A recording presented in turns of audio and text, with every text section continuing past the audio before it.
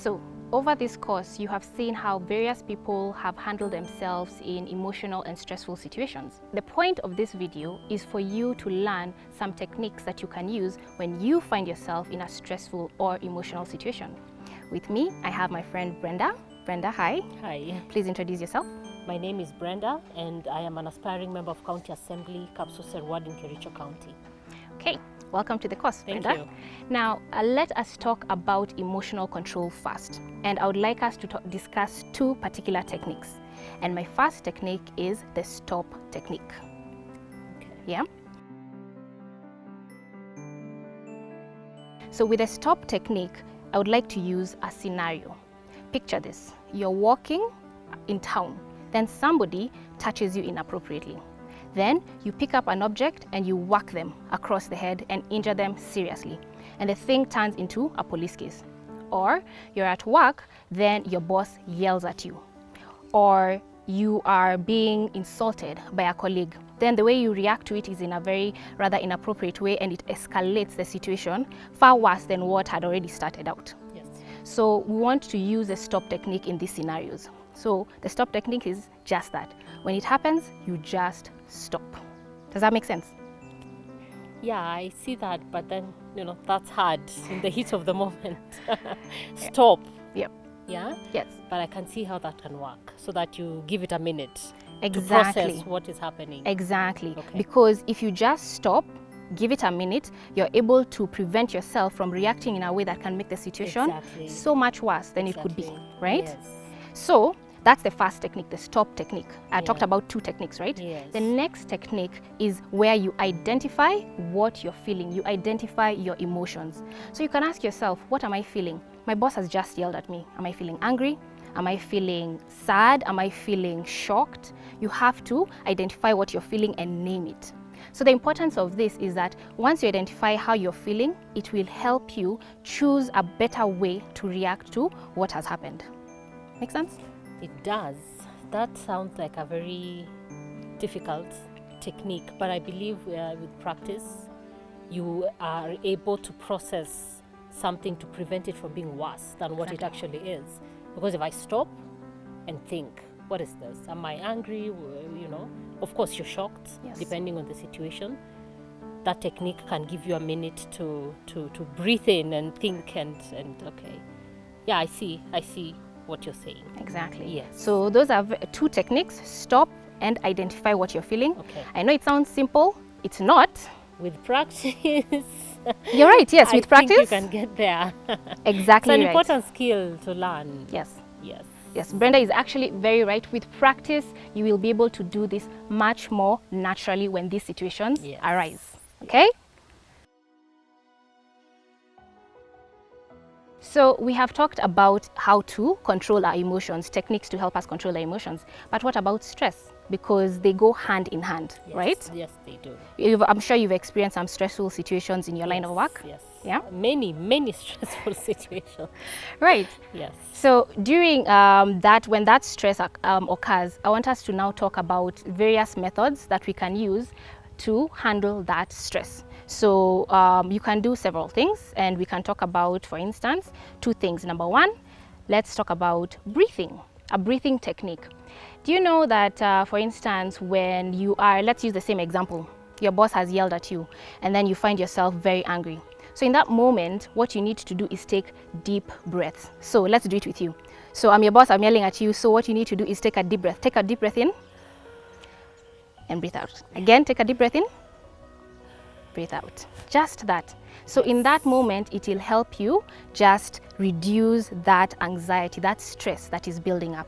So deep breathing. Your body does it for you naturally. Have you found yourself in a situation where you find yourself so stressed, then again you're breathing very heavily? Yes, Yeah? of course, many situations. Yeah. Sometimes even public speaking is a very stressful situation.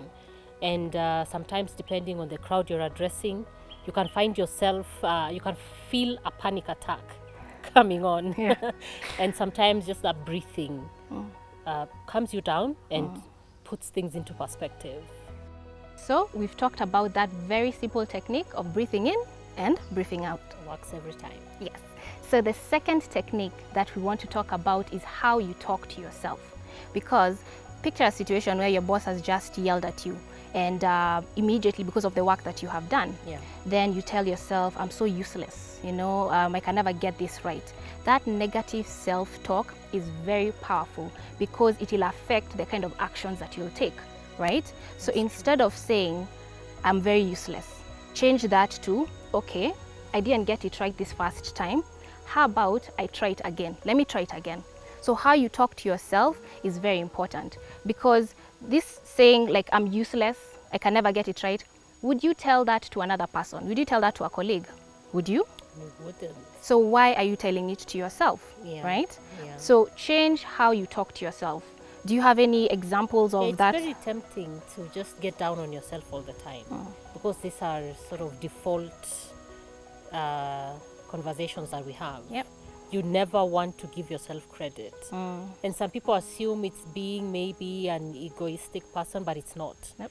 It's simply being your best cheerleader. Yes, exactly. In any situation. Yes. So you must pull yourself together and always know that, despite the challenges you encounter, the end goal is you're okay and you can do this. Exactly. Yeah.